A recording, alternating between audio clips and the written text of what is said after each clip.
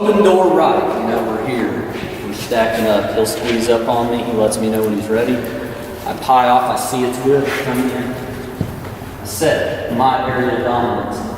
Now I'm covering, as he's standing there, this is my line. I'm covering the front of him to his corner. And if you guys notice, whenever I came in too, that's my dominant corner. He's going to button hook. That's what that's called when you come in and you take this right and you button hook. And you're just doing a button on your shirt.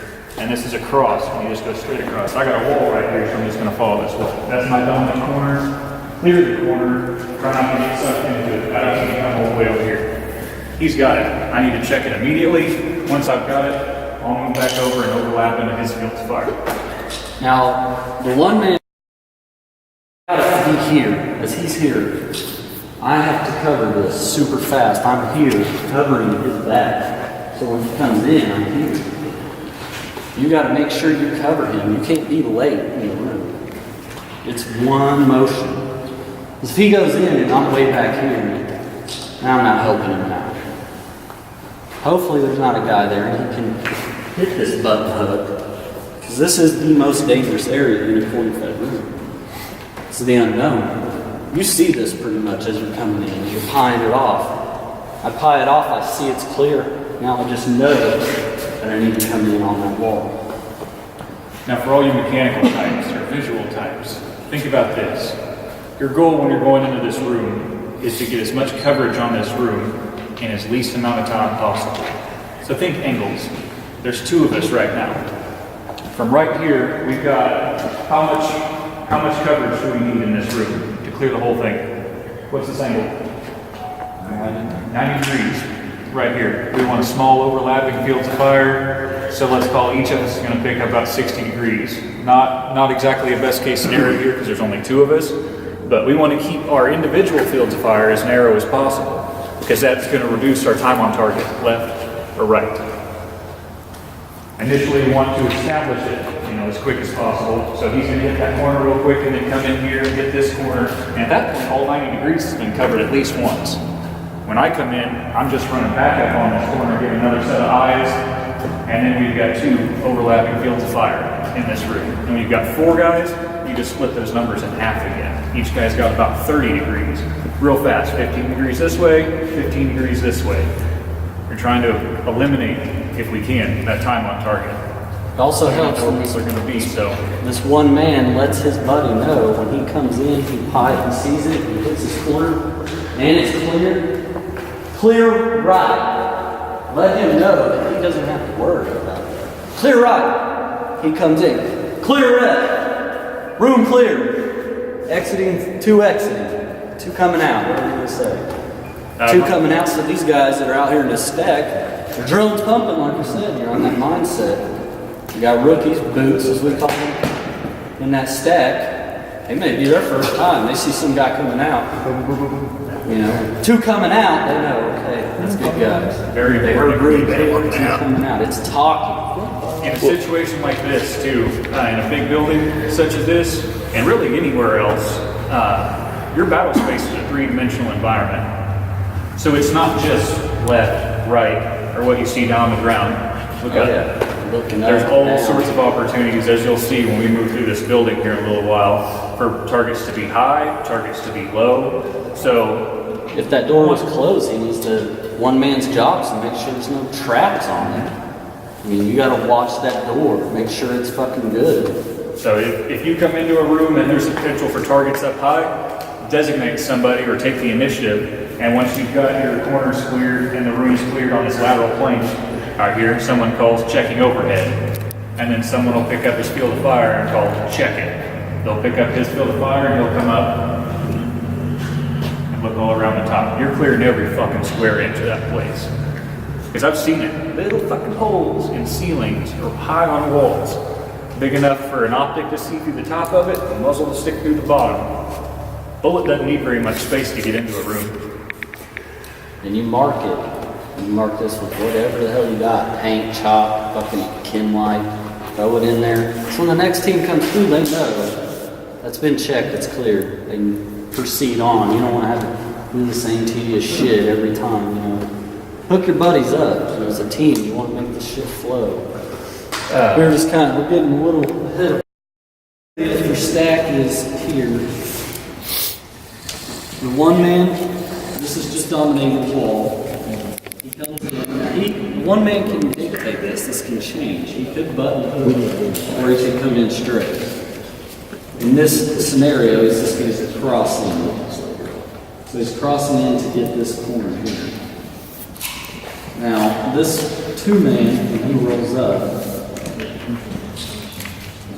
as this one man is coming in to cover this two-man should be here covering this. Does that make sense?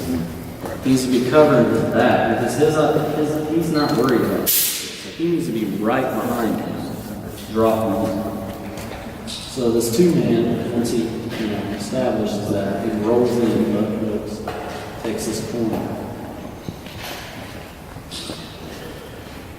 Vice versa. 3, 4. So we got 1, 2, 3, 4. This is one method of a center fed. Open door. You get more trickier with the way the doors work. We're going to go open door, keep it basic. We can show them the same thing with the deep penetration.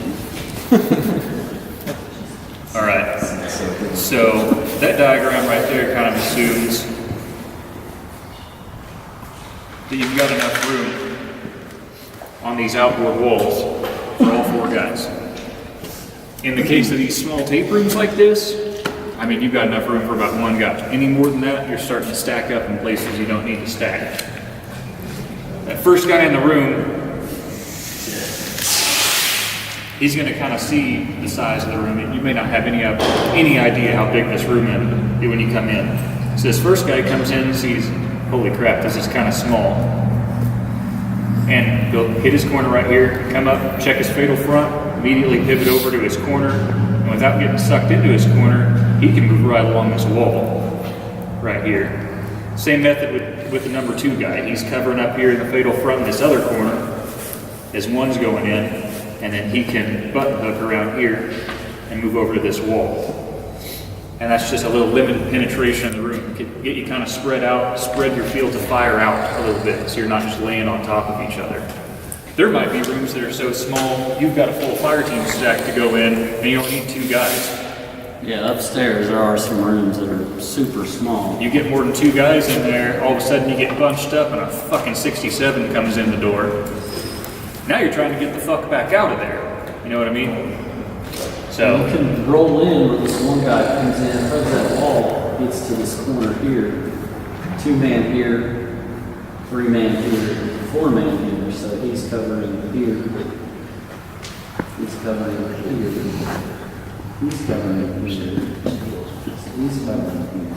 So you have all fields covered because this corner is already checked. Does everyone kind of see how these fields of fire just overlap 30 degrees? And you can see in your mind's eye that there's about 40 fucking million ways to do this and still cover this whole room. Yeah. It's gonna change. We're gonna do some things slow today and do them textbook so you can see in different environments what this stuff looks like. Is it always gonna happen that way? Fuck no. But it's practice like this that kind of gives you these cues when you walk into a room. We've already seen this before. How did I handle it last time? What's the most effective, efficient way to address this problem? Get in your 3-foot world. How do I fix this right now inside my capabilities? We're not going to chew you out a lot today. Damn it. There's just so many things. If you're lucky. Things we're going to be looking for, like fatal flaws. Things like side shuffling, crossing your feet when you're getting into those tight spots. Because in a body alarm reaction, you're going to be looking out here. What's down here? Not so much a big deal. That's why it's real important to maintain that heel to toe movement. Whereas normally you can move around on your toes to move quickly. Move around your toes and there's a brick in the fucking road right there, you're going to tumble. Corner fed. Same thing. One man always dictates the movement. He can take this leap past, half of least resistance. But he already has a view into the room. If if he sees that this is clear, there's no reason to go to that. Like we were saying, help your team out. I mean, when you're coming in, like I was showing you, you're going to fumble if you just try to do it like this. You need to pie this shit off. There's no rule that says you have to be right here. You own this space. Own your shit. You can be out here. Because you're creating an angle into the room. If you're here, this is all you see. If you're out here, now I can see more.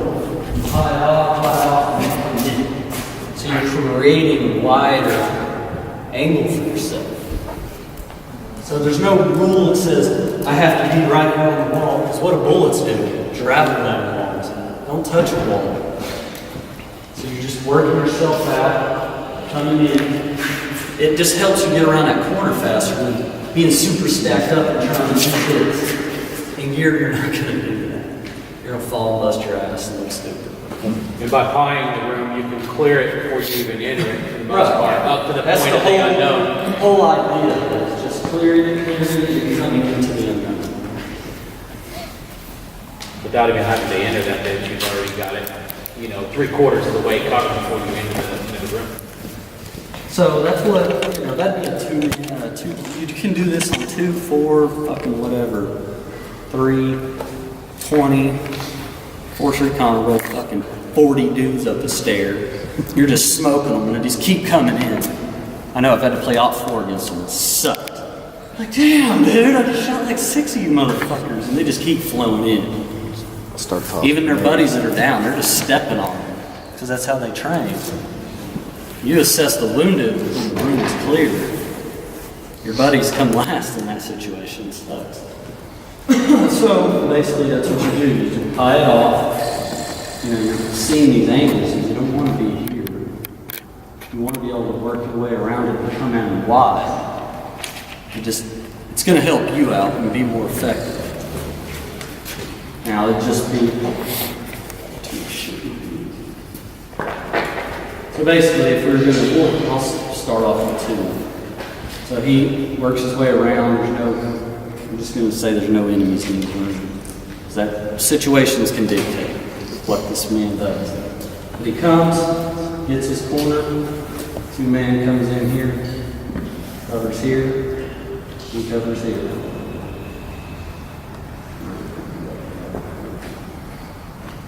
You've got to cover this room, and then out when you got 3. 3 will come here.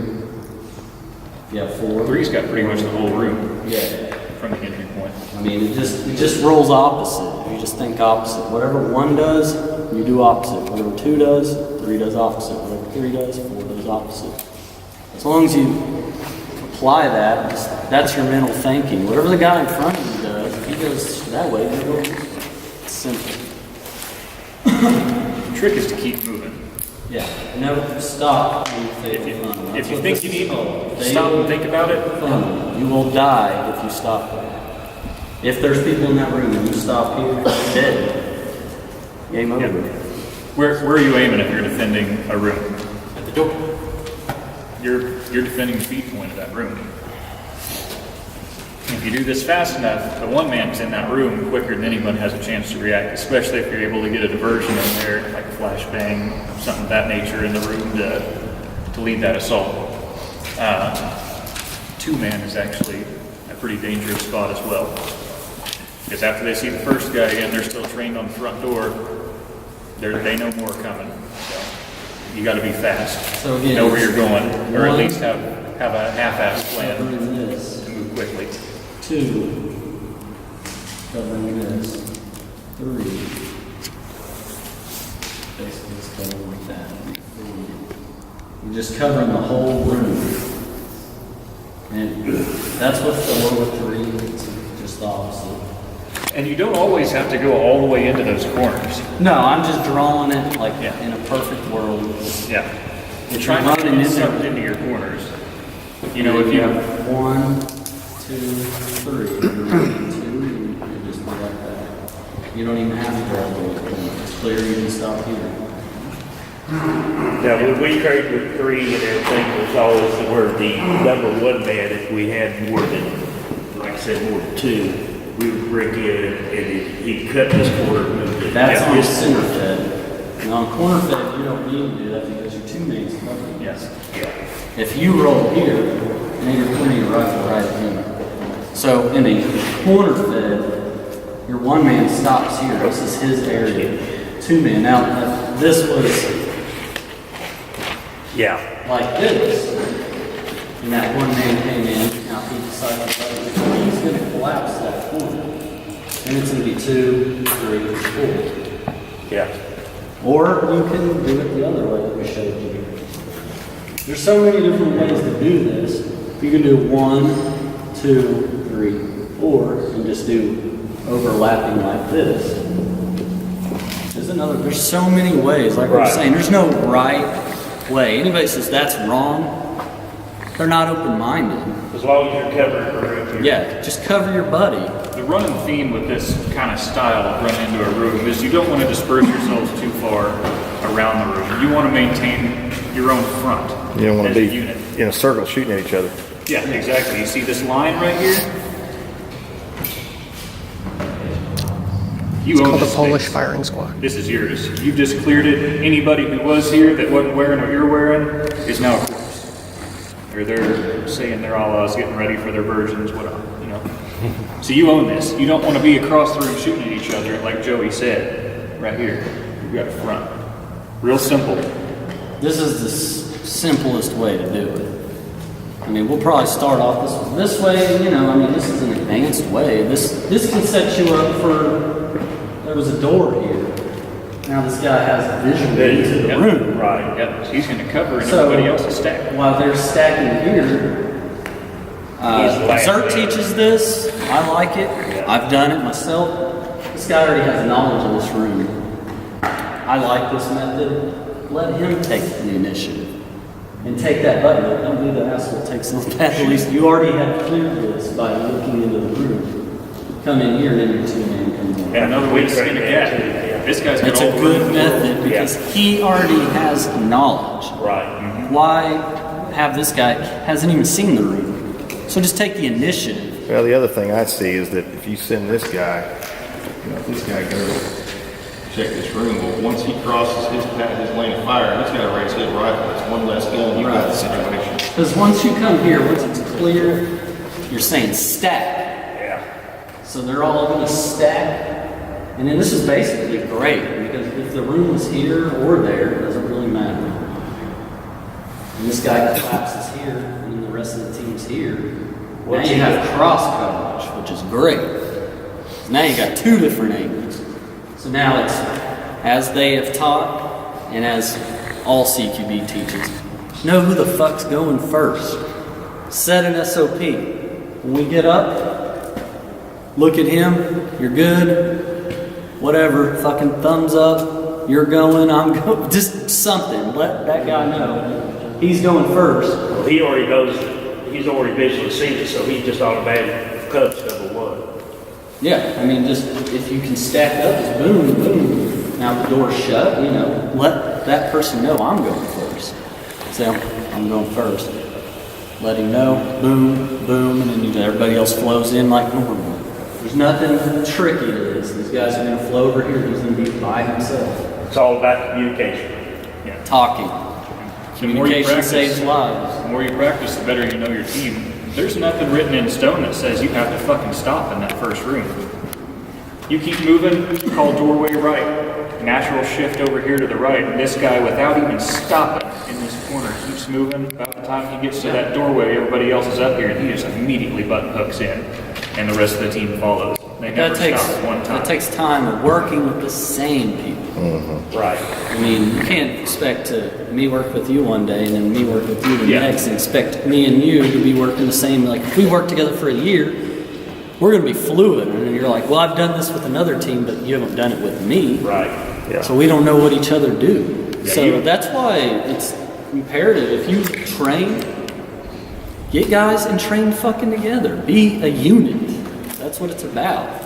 'Cause you can do this shit 100 fucking times. If you're doing it 100 fucking times with 100 different people, it pretty much didn't go anywhere. 100 different options. Yeah, you're just basically at square one again. You're having, I mean, you know, but does he know? But if you and your son work together on this, doing two-man shit, you'll become fluid together. Be like a unit. It really is kind of a strange feeling when you work with a group that long and you just cue off each other. You hear your communications slow down because you don't have to tell them what you're doing. They know. They saw you take that brief little pivot right there, and they know you're headed up to that corner, and they compensate. We won't get to that. This being upside and this being down below. This guy's going to be covering kind of up the stairway. It's kind of hard to explain from here, but as he's coming up, he's rolling that stairwell to see that, because there's vantage points down where you can see down to the stairwells. And this two-man is covering his ass as well as forward. But you're rolling too. When he rolls, you're both rolling up the stairwell. And then these guys will do the same. They're kind of not pointing it at you, but at the ready. And then he's covering too. Because you're basically filling this void once they get here and they're facing up. This guy's going to roll and cover this. He'll become this guy. And he's going to be covering it up. As well as this. You're going to be, it's hard to explain. We need to get in that room to show stairwells because you can't take the stairwell. Well, your pie I think becomes we should just multi-level. get into that stairwell if I can do this. I can draw pictures all day and I suck at this shit, so. In case one guy goes down and filling the voids. So when they roll up on a room, in a hallway is different. This guy, if he button hooks, two-man, he, what we call float, bypass the doors. He flows past the door to hold security. But this three-man has to be right on his nuts. Because when he flows in and he flows by that door to hold that security, the next guy is to flow in. This comes back to that point about holding security in the hall. So these two guys, as he comes in, say there is a door there, and he comes in, that two-man holds that void, so you have security on way of movement. And then this guy, he has to fill in. That's why we're trying to emphasize, get your ass in that door. Even when you're a three-man, and that two-man blows by, you're blowing right with them. It's not like waiting, you know he's blowing by the door. So you still need to be right, I mean, it needs to be like that. Like we were running with the gun rolling off the back. It's not going to roll off his back, but he needs to be that fast. And that's one particular way. And you have more tricky type of movements down a hallway. Where you can run two here, one here, and kind of like a scorpion looking. They have it technically. It looks like a scorpion. Basically the same concept. He's not gonna be walking like this, but he does need to be rolling back and checking the six. Same thing. You're rolling in, he'll roll in, and then you roll by, and then you just kind of just keep rolling in. I mean, it's just a flow drill. You're just constantly rolling in. This one's a little more complicated, but it's easier with four-man. First, this is 8, but we have enough to do 8 and still have a good op 4. It's 2 op 4 coming up. Yeah, that's plenty op 4 madness. They have stairwells back in that corner. Stairwells are fucking tricky. Especially the ones here. They got some like rolling shit back there, where guys can just hang off that edge and then they can still see from the top. It's real tricky. Basically, it's a fucking diagram. You're not even a fucking artist. Trying to find a stairwell here to the page. I think it's in there. No? Basically, I guess you could do a workout, huh? They put a spot on it. Because you're gonna have to go up the stairwell to even get to Who'd you this piss hall. off? No, it's just a gang thing. I mean, it's crazy. It's actually a bit fun.